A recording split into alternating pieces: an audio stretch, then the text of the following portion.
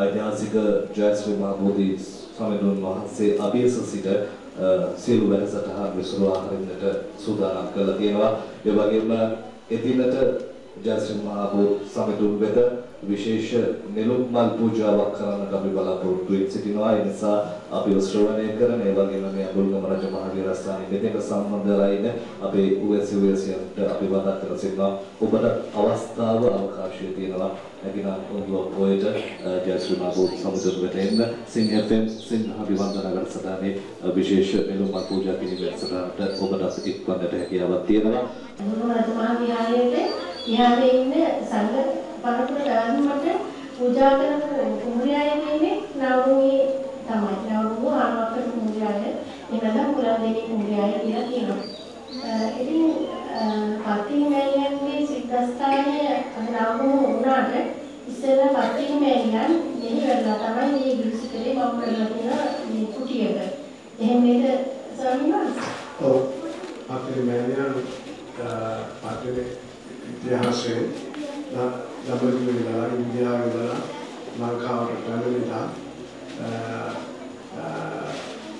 ඊට පස්සේ ලංකාවට ආපු ගමන් පත්තිනි ඒ දේවාලයේ නවරුවේ ඒක පාට නතර වෙන්නේ නැහැ. එතුමියගේ මේ පරිසර නරඹමින් එතුමියගේ මේ ආධ්‍යාත්මික දියුණුව තව වැඩි දියුණු කර ගැනීමට සුසු පරිසරයක් එක පැත්තකින් සෙව්වා.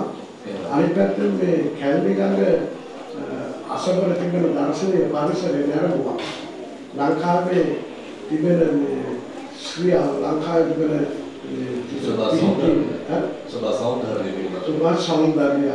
සෞන්දර්ය ඒ බොහොම සිද්ධ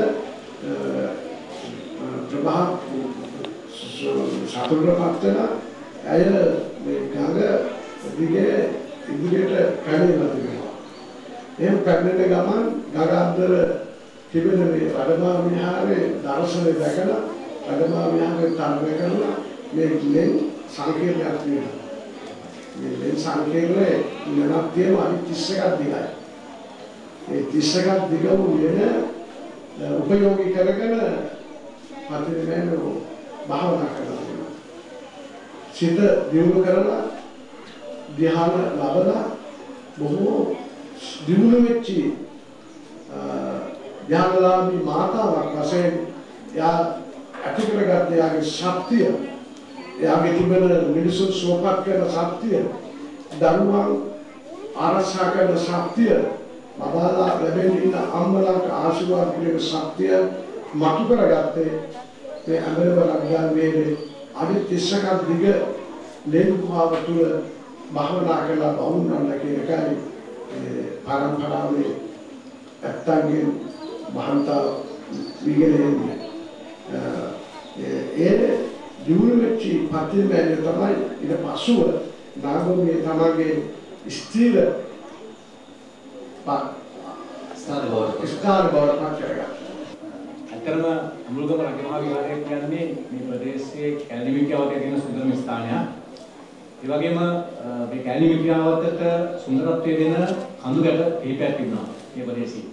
මේ අමුල්ගම රංගමහා විහාරයේ එක ස්ථානයක් නවගමේ තාක්ෂණික කන්ද, වඩවලේ වඩවල කන්ද, පොතල කන්ද වගේ මේ ප්‍රදේශයේ අලංකාර වූ ස්ථානයක් තිබෙනවා.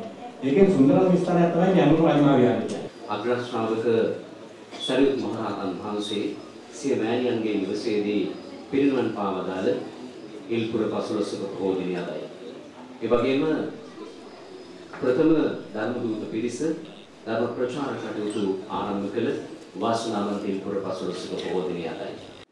බුදුරජාණන් වහන්සේගේ මුළු ජීවිත කාලය පුරාම අපි විමසින් නොනින් බැලුවොත් බුදුරජාණන් වහන්සේ ඉවසීම තමයි වටිනාම උතුම්ම තපස කියලා හඳුන්වලා තියෙන්නේ.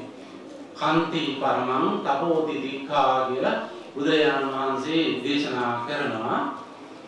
උතුම්ම තපස එතකොට මේ ඉවසීමයි කියලා. ඒ කියන්නේ අපි මේ බලාපොරොත්තු වෙන පැවිදි ජීවිතය තුළින් අවසාන ප්‍රතිඵලය විය යුත්තේ ඉවසීම. මේ ඉවසීම බුදුරජාණන් වහන්සේගේ දේශනාව තුළ සඳහන් වෙලා තියෙනවා. පොඩි දෙයින් පටන් අරගෙන මැසි මදුරුවෝ අපිට දෂ්ට කරනකොට පීඩා කරනකොට ඒක ඉවසනවා නම් ඊළඟට බඩගිනි වෙලාවට Tamanට එවලේ අන්න බොන්න හම්බුනේ නැත්නම් ලැබෙන තුරු ඉවසනවා නම් ඒ වගේම ප්‍රශ්න වෙලාවට ඒ රස්නය ඉවසනවා නම් සීතල වෙලාවට සීතල ඉවසනවා නම් එතකොට රටේ ලෝකේ ජනතාව පුරුදු වෙලා තියෙන්නේ අපේ ಗುಣ දකින්න නෙමෙයි. නිතරම අපුණ තමයි හොයන්න උත්සාහ කරන්නේ. එතකොට ජන සමාජයෙන් විවේචන අනුම් බැනුම් එල්ල වෙනකොට ඒවා මේ නිර්භයව කෙලින් ඉවසන්නට පුළුවන් මානසිකත්වයක් තියෙනවා නම් අන්න ඒක යොසීම හැටියට හඳුන්වන්නට පුළුවන්. අහං නාගෝ සංගාමේ චාපාතෝ පතිතං සරං අතිවාක්‍යං තිතිකිස්සං දුස්සීලෝහි බහුජන. බුදුරජාණන් වහන්සේ දේශනා කරනවා මේ ලෝකයේහි මහජනතාව දුස්සීලයි. ඒ අය විවේචන නමින් මා වෙත එල්ල කරන මෙන්න මේ හි දුනු පහර මම ඉවසන්නේ සටනට එළඹුණා වූ ඇතෙකු හතර දිගින් එල්ලවන ඊතල පහර කොහොමද ඉවසන්නේ? අන්න ඒ වගේම මේ ලෝකයේ දුස්සීල ජනතාව එල්ල කරන විවේචන නැමැති මෙන්න මේ ඊතල පහරවල් මම ඉවසනවා කියලයි බුදුරජාණන් වහන්සේ ඉවසීම පිළිබඳව හඳුන්වන්නේ. අපි බොහොම සරල භාෂාවෙන් ඉවසීම ගැන කතා කරනවා නම් ප්‍රියන් මහත්තයා මතක් කළා බොහොම සරල භාෂාවෙන් මේව විග්‍රහ කරන්න කියලා. තමන්ට හෝ තමන්ගේ ඥාතියෙකුට හිතවතෙකුට එල්ලවෙන්නා වූ එහෙම නැත්නම් බාහිර කෙනෙකු කරන්නා වූ හොඳ හෝ නරක හෝ ක්‍රියාවකදී එකපාරටම ඒකට මේ ක්‍රියාමාර්ගයක් ගන්න නැතුව අපි සාමාන්‍යයෙන් කියන ඇක්ෂන් එකක් ගන්න නැහැ කියලා. අන්න ඒ වගේ එකපාරට හදිස්සියේ ක්‍රියාමාර්ගයක් ගන්න නැතුව විමසුම් නොවනින් ඒ දිහා බලාගෙන ඉඳලා ඒකට ඥානාන්විතව කළ යුතු ගත යුතු ක්‍රියාමාර්ගය ගන්නට පොඩි කාලයක් ඉඩ දෙනවා. මෙන්න මේ ඉඩ දෙන කාලය තුළදී අපිට වැඩෙන්නේ මේ ඉවසීම. උදාහරණයක් වශයෙන් මේක පැහැදිලි කරනවා නම් මෙහෙමයි.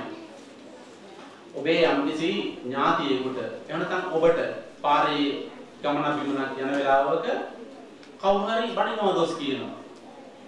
ඒ දොස් කියනකොට එයා සමහර ලාමකට ගෙදර ඇවිල්ලා කියනවා මට මෙයාවලා මේ විදිහට වචන එයා මහාන වෙනවා මෙයා rahat වෙනවා මෙයාට සංසාරගත පිංකුසල් තියෙනවා මම ඒකට ඉවසන්න ඕනේ මම ඒකට ඉවසුවේ නැත්තම් ඔහුගේ යනුම් බැනුම් ඔහුට මෙන්න මේ ලැබෙන්න තියෙන භාග්‍ය නැතුව යනවා එවිදි වීමේ සහ rahat වීමේ භාග්‍ය නැතුව යනවා මම ඉවසුවේ නැත්තම් එහෙම ඒක නිසා බුදුරජාණන් වහන්සේ ඉවසුවා එතකොට එතනදී උන්වහන්සේගේ ඉවසීම දැකලා ස්වාමීනි මගේ මල්ලිලා 4 දෙනාත් නුඹ වහන්සේ ළඟ මහාන වුණේ නුඹ වහන්සේගේ මේ ඉවසීම දැකලා ඒක නිසාවෙන් ස්වාමීනි අනේ මටත් අනුකම්පා කරලා මාවත් පැවිදි කරගන්න ආසෙක්වා කියලා ඉල්ලා හිටියා ඉවසීමේ ප්‍රතිඵලය එතුමා මහාන වුණා රහත් වුණා තවත් එක් රහතන් වහන්සේ නමක් බවට පත් වුණා ඉවසීම කියන්නේ මම හිතනවා අපේ හාමුදුරුවෝ මේ සම්බන්ධයෙන් ධර්මයේ සහ සාහිත්‍යයේ සඳහන් වෙන කරුණු හුඟක් ගෙන හරපාලා ඉවසීමේ වැදගත්කම ගැන කතා. උන්වහන්සේ මේ අදහස් දක්වන වෙලාවේදී එක උද්ෘතයක් කළා මේ මජ්ක්‍ධිම නිකායේ රූපාම වගේ තියෙන කකචූකම සූත්‍රය. එතෙන්දී බුදුහාමුදුරුවෝ අනුමත කරපු ඉවසීම. මොකද අනිල් මහත්තයා ඇහුවා වගේ තමන්ට යම්කිසි ලාභයක් වෙන එකක් එහෙම නැත්නම් තමන් හිතවත් කෙනෙක් තමන් ප්‍රිය කරන කෙනෙකුට දෝෂාරෝපණයක් හෝ යම් දෙයක් සිද්ධ වුණොත් තමයි අපේ ඉවසීම නැති. මේ කපටුකම සූත්‍රයේ දේශනා කරන්න හේතුව ඒකයි. එක හාමුදුරුවෝ වැඩ හිටියා ඒ හාමුදුරුවෝ වැඩිපුර භික්ෂුණීන් වහන්සේලා එක්ක තමයි ආශ්‍රය කරන්නේ. ඒගොල්ලෝ දෙක කතා බහ කරනවා ඒගොල්ලන් ගුණේ පාපම් හොයලා බලනවා මෙහෙම තමයි ඒ හාමුදුරුවෝගේ පිළිවෙත තිබිලා. ඉතින් මේක දැකපු සමහරක් භික්ෂුන් වහන්සේලා ඒ භික්ෂුන් වහන්සේට දොස් කිව්වා ඔයා මේ විදිහට මේ භික්ෂුණීන් වහන්සේලා සමග සමීප සම්බන්ධයක් පවත්වන එක මේ ඕනේ පාඩම් හොයලා බලන එක එච්චර උචිත නෑ එහෙම කරන්න යන්න. එහෙම ඒ හාමුදුරන්ට භික්ෂුන් වහන්සේලා දොස් කියනකොට අර භික්ෂුණීන් වහන්සේලා දොස් කියන කෙනාට පණින්න පටන් ගත්තා. ඒගොල්ලන්ට කියන්නේ. භික්ෂුණීන් වහන්සේලාට සමහරක් වෙලාවට කියනවා ඔයගොල්ලෝ ඕනට වැඩි මේ හාමුදුරුවොත් එක්ක මෙහෙම ගනුදෙනු කරන්න යන්න එපා. මේක එච්චර හොඳ දෙයක් නෙමෙයි මෙහෙමයි කියලා කිව්වහම එතකොට මොකද කරන්නේ මේ හාමුදුරන්ට තරහ ගිහිල්ලා මේ හාමුදුරුවෝ දැන් ඕකෙන් පෙන්නලා දෙන්නේ මොකද්ද අපි හිතවත් අපිට ආශා කරන අපි කැමති වෙන දෙයකට යම්කිසි හානියක් තර්ජනයක් පාඩුවක් වෙනවා නම් තමයි අපේ ඉවසීම නැති වෙන්නේ ශාන්තිවාදී තාපසයාගේ කතාවේදී එතකොට එනවනම් අපේ ගෞතම බුදුරජාණන් වහන්සේ බවට පත්වීම සඳහා බෝසතාණන් වහන්සේ නමක් හැටියට දැන් මේ පාරමී පුරමින් යන ගමනේ. මොන එක සම්දිස්ථානයක් තමයි ශාන්තිවාදී තාපසයාගේ කතාව. එතකොට මෙතුමා මේ සමාපatti උපදවාගෙන විවේක සුවයෙන් කාලය ගත කරද්දී එතුමන් වහන්සේලා තාපසයෝ විශේෂයෙන් ඉරිදි බලලාභී තාපසයෝ භික්ෂුන් වහන්සේලා හොදකලාම ජීවත් වෙන්න කැමතියි. භික්ෂුන් වහන්සේලා තාපසයෝ එවැනි අය ජනතාව හැසිරෙන්නේ නැති තැන් හොයනවා. එතකොට රජුගෝන්ගේ උද්‍යානය කියන්නේ එහෙම තමයි. සාමාන්‍ය ජනතාවට අතුල් වෙන්න බෑ තහනම්. හැබැයි රජුගෝ සන්තෝෂ වෙනවා මගේ උයනේ උද්‍යානයේ මේ වගේ ඉරිදි බලලාභී තාපසයෙක් ඉන්නවා. භික්ෂුන් වහන්සේ නමක් මේ දිනවල වැඩ සිටිනවා කියලා ඇසුවාම හරි සන්තෝෂ වෙනවා. සමහරවිට දාන දෙන්නත් ඉදිරිපත් වෙනවා. එවන් අවස්ථාවකදී දැන් ඔය කියන මේ අවස්ථාව ශාන්තිවාදී ජාතකයේ එතුමා විවේකව ඉන්නකොට රජුරුව විසෝරුන් වහන්සේලාත් පිරිසක් සමග දැන් උද්‍යාන ක්‍රීඩාවේ දෙන්නට උද්‍යානයට ගිහිල්ලා මෙහෙම කාලය ගත වෙද්දී දැන් එක විසරකගේ උකුලේ විස තියාගෙන ඉතින් පෙම්බස් ගොඩින් ඉන්නකොට රජුරවන්ට නිඳ යනවා. අනිත් විසවරු කල්පනා කරනවා අපි ටිකක් මේ උද්‍යානයේ ඇවිදුමු කියලා. මෙහෙම ඇවිදගෙන යනකොට දකින්නවා තාපසේ බොහොම සාන්ත දාන්ත ලීලාවෙන් ගසක් මුල වැඩ ඉන්නවා. ඒකාන්තයෙන්ම තාපසතුමාගෙන් අපිට බණපදයක් අහගන්න පුළුවන්. එතකොට මේ ධර්මයට ප්‍රිය කරන විසවරු අපි එහෙමනම් උන්වහන්සේ ළඟට ගිහිල්ලා බණපදයක් අහමු රජුව ඇහැරෙනකම් කියලා. තාපසතුමාලන්ට ගිහිල්ලා ස්වාමීන් අපිට බණපදයක් දේශනා කරන සීක්වා කියලා ඉඳලා හිටනවා. ඒ අවස්ථාවේදී මේ එතුමා දැන් කිව්ව විදිහට බණ ටිකක් මේ විසුණු වහන්සේලාට කියමින් සිටින්දී දැන් අර උකුල උඩ මේ රජු හාන්සි වෙලා ඉන්නවනේ අර මේ කාන්තාවකදී. ඇයට ඉරිසියයි එහෙම නැත්නම් තරහයි මේ අනිත් කට්ටිය ඇවිදින්න ගිහිල්ලා මම දැන් මේ රජුත් එක්ක මෙතන කොටු වෙලා. ඊට පස්සේ කපුල හොලවලා රජුවම නැගිටිනවා. රජු වඩට බැලුවා පොබිසවල පේන්නේ නැහැ. රජුවන්ට තරහයි ගියා. ඒ පාරට පිසවල වගිලවම ආන්හරි ඇවිදින්න ගියා. අර තාපසයෙන් බණහඬ මේ ගිහිල්ලා වුණා කියලා මෙහෙම කිව්වහම රජුවන්ට තරහා ගියා. රජුරුවේ පාර ගියා විදිහට දැන් මේ කොහෙද ඉන්නේ කියන තාපසතුමා ඉඳලා ගිහින් බලපුවාම විසවවරු දැන් ඒක රාශී වෙලා මතන බණ අහනවා. ඉතින් රජතුමාට මේ සිද්ධිය නිසා තරහා ගියා. තරහා ගිහලා දැන් විසවලට බැනලා තාපසයාට බැනලා මේ පාරමිත කරන්නේ වදකයාට කියනවා මේ මොහුගේ මේ අතක් කපන්න කියලා. මේ පාර දැන් අත ගැපුවා. ඒකට ඔබ මොන වාදීද කියලා අහනවා. මම ශාන්තිවාදී කියලා තාපසතුමා කියනවා. මම බලන්නම්කො තමුන්වහන්සේගේ මේ ඉවසීම කියලා අතක් කපන්න කියනවා. දැන් අත ගැපුවාම අතෙන් ලේ ගන්නවා. තාමත් ඔබ ශාන්තිවාදීද? එසේ මහරජා මගේ ඉවසීම දින්නේ අතේ නෙමෙයි. එහෙනම් අනිත් අතෙන් කපන්න කියලා අන්න දැන් ගහලා යට තියෙනවා. එයාටත් කැපුවට පස්සේ වේදනාව දෙකක් නේ. තාමත් ඔබ ශාන්තිවාදීද? එසේ මහරජතුමනි මගේ අනිත් අතේ නෙමෙයි ඉවසීම තියෙන්නේ. එසේනම් මොහුගේ මේ පාදයක් කපන්න පිළිවෙලන පාදයක් කපනවා. දැන් තාමත් ඔබ ඉවසීම තියනවාද? ඔබ තාමත් ශාන්තිවාදීද? එසේ මහරජා මගේ කකුලේ නෙමෙයි ඉවසීම තියෙන්නේ. එහෙනම් අනිත් කකුලත් කපන්න. ඒ කකුලත් කැපුවා. දැන් තාමත් ඔබ ශාන්තිවාදීද? එසේ මහරජා මගේ මේ අත් දෙකේවත් කකුල් දෙකේවත් නෙමෙයි ශාන්තිය ඉවසීම තියෙන්නේ. කෙල්ලලා ඒ පාර කිව්වා මගේ මෙන්න මෙතන හෘදේ වස්තුවේ තමයි ඉවසීම තියෙන්නේ කිව්වා. ඒ පාර මොකද කරන්නේ? මා කකුල දිගට පයින් ගෙවවලු හෘදේ වස්තුවට කකුලට ගෙවුවා. ඒ ගහපුවාම මොකද වුනේ? මේ කවුද මේ පාපහර ගෑවේ අතපය මේ සිඳලුගේ කාලෙද මේ තුන්ලොවක් සංසන්නට මේ පාරමී පුරන්නා වූ බුදු බවට පාරමී පුරන්නා වූ මහා බෝසත් උත්තමයෙකුටයි මේ හිංසාව කළේ. මේක අහස පොළව නුහුලන මහා අපරාධයක්. ඊළඟට මං හිතන්නේ දෙවියෝ කොමුණා වෙන්න ඕනේ. ඉතින් මේ මහා පොළව උගුරලා ඊට පස්සේ මොහුව කන පිටින්ම අවීච මහා නිරයට ඇදගෙන ගියා කියන කතන්දරයක් තමයි අපි අහලා තියෙන්නේ කලාබු රජුවන් පිළිබඳව. එතකොට ශාන්තිවාදී තාපසයා කියන්නේ අපේ ගෞතම සම්මා සම්බුදුරජාණන් වහන්සේ වීමට බෝසත් පාරමී පුරමින් එන්නා වූ ගමනේ බෝසතාණන් වහන්සේගේ ජීවිතයේ එක අවස්ථාවක්. ඒ වගේම අපේ ගෞරවනීය ස්වාමීන් වහන්සේ මේ සීලව නාගරාජාගේ කතාවේදී මේ විසීම ගැන නේද කියවෙන්නේ. ඒ වගේම ආලෝක දමනය පිළිබඳව මතක් කරනකොට උන්වහන්සේ තුළ තිබිච්ච විසීම නේද මේ ලෝක සත්වයාට පෙන්වලා දුන්නේ. මේ සෑම දෙයකදීම පෙන්වන්නේ මේ උපේක්ෂාව මේ ඉවසීම පෘථග්ජනයෙකුට කරන්න පුළුවන් සීමාවක් තියෙනවා. එතනින් පෙන්නහම පෘථග්ජනයා එතනින් යාට ඇක්ෂන් එකක් ක්‍රියාමාර්ගයක් ගන්නවා අතපය වලින් අඩු කිනිසි වලින් පොළු මොනවාද මුගුරු වලින් ඒකට ක්‍රියාමාර්ගයක් ගන්නවා. බුදුරජාණන් වහන්සේලා තාපසීන් වහන්සේලා කරන්නේ ඒකට වෙනම ක්‍රියාවක්. තවදුරටත් ඒ පුළුවන් තරම් උපරිමයෙන් ඉවසනවා. දැන් අපි බැලුවොත් මේ මහා සීලව ජාතකයේ එතකොට මේ නාගරාජේකා සම්බන්ධ කතා ප්‍රවෘත්තියක් තියෙනවා. මේ එතකොට ඒ තාපසේකා සම්බන්ධයි. මේ තාපසතුමා බොහොම මේ උග්‍ර සිල් රකිමින් ධ්‍යාන අභිඥා උපදවාගෙන විවිධ සුවයෙන් කාලය ගත කරන්නේ. මෙතුමාගේ මේ ඉවසීමේ ගුණය දැකලා නාගරාජේ උන්වහන්සේ වැඩ සිටින කුටියේ ටිකක් එහා මෙහා ගමන් කරනවා.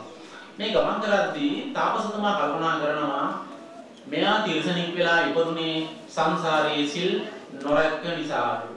මේ සතාට එයාගේ ප්‍රමාණයට රකින්න පුළුවන් සීලයක් මේ සමාදන් කරවලා ඔහුව මේ තිරසන් ආත්මය මුදවන්න ඕනේ කියලා කරුණාවෙන් එතුමා මේ කුළුපග වෙනවා මේ ණය සමග. කුළුපග වෙලා කොහොමරි එතුමා මේ ණයව සිල් සමාදන් කරවනවා. සිල් සමාදන් කරගුවාම ප්‍රාණඝාත, අදත්තාදාන, කාමේසු මිච්ඡාචාර, මුසාවාද, සුරාමේන දැන් මේ පස්පව දස කුසල වලින් ඒ සතාට රකින්න පුළුවන් විදිහට එයාව සිල් සමාදන් කරවලා කාලය ගත කරනවා. දැන් මේ සිල් සමාදන් වෙලා කාලය ගත කරද්දී දැන් වර්තමානයේ වුණත් දරෙම මල් එහෙම කඩා ගන්න පුළුවන්, පන්සලට ඇවිල්ලා මොනවා හරි දෙයක් ලබාගෙන යන්න පුළුවන් කියලා හිතන අවස්ථාවලදී වටපිටාවේ ඉන්න අය පන්සලට ඇවිල්ලා ධර්මය ලබා ගැනීමට අමතරව බලාපොරොත්තු වෙනවා ධර්මික කඩාගෙන යන්න, මල් ටික කඩාගෙන යන්න.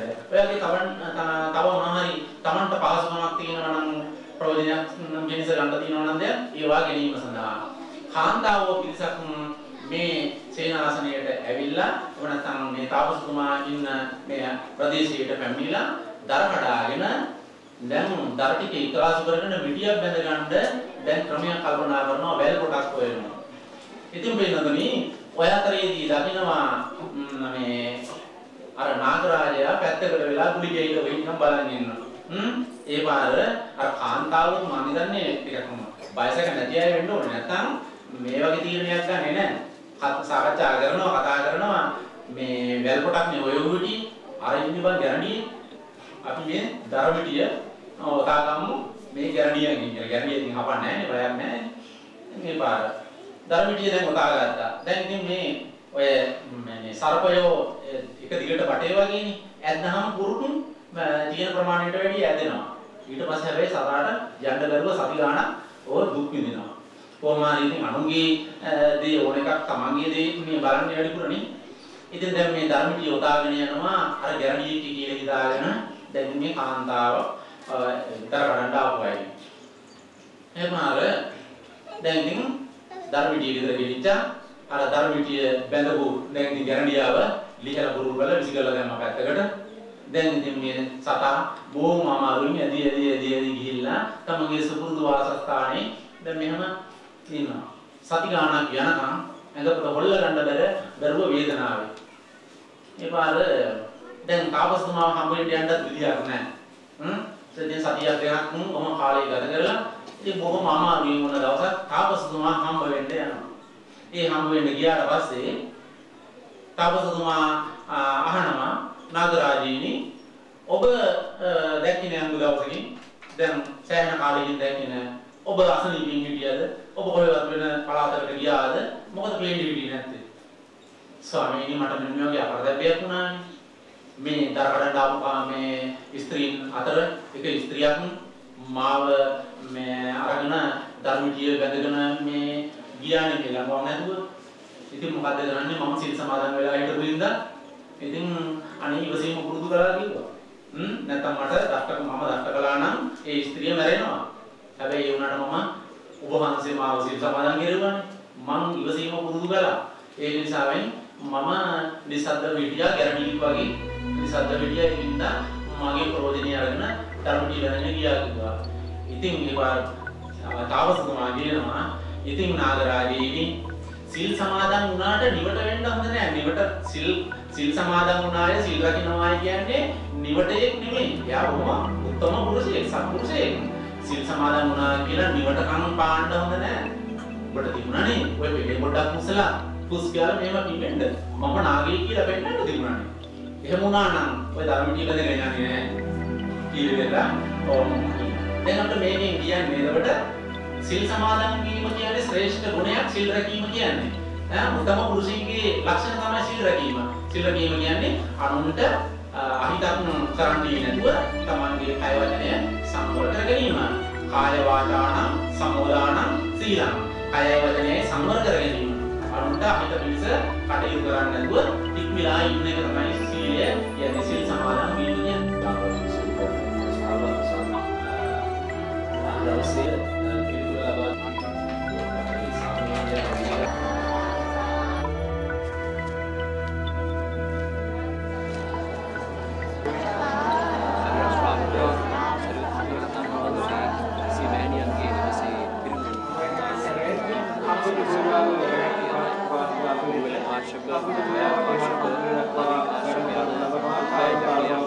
පසළොස්වක පොහොය දිනේ සිංහ ක්‍රම සිංහාභි වන්දනා වැඩසටහන ගෙනෙනු ලබන්නේ ශ්‍රී ලාංකීය බෞද්ධයා වෙනුවෙන් පෙනී සිටින සමස්ත ලංකා බෞද්ධ මහා සම්මේලනය අප සමග අත්වල් බැඳගෙන මේ සදහම් කටයුත්තට අතහිත දීම පිළිබඳව අපි අපගේ ගෞරවය මේ මොහොතේ සමස්ත ලංකා බෞද්ධ මහා සම්මේලනයට කියනවා. සාදු සාදු සාදු සාදු සාදු